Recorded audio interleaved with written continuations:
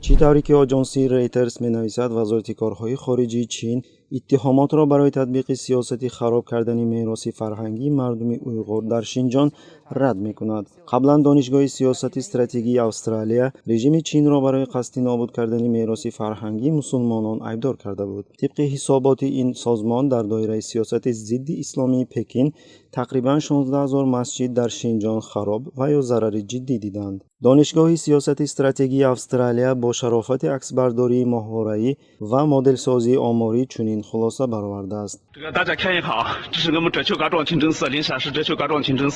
قبلا مقامات چین دلیل یکباره کاهش یافتن سطح تولد در ناحیه مختار شینجان اویغورستان در سال 2018 تقریبا 3.1 در مقایسه با سال 2017 به رسمیت شناختند، اما خبرها را درباره تبعیض‌کنی مجبوری زنان را در ترکستان شرقی رد کردند.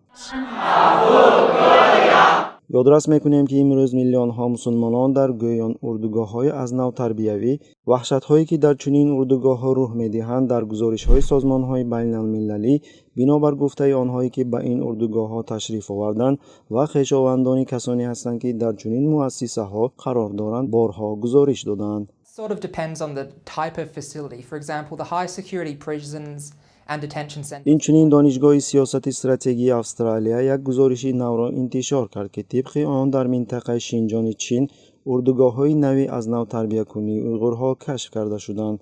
با گفته محققان چین شبکه بازداشتگاه‌های اجباری اویغورها و دیگر مسلمانان را تقریباً به 100 اردوگاه زیاد نمود.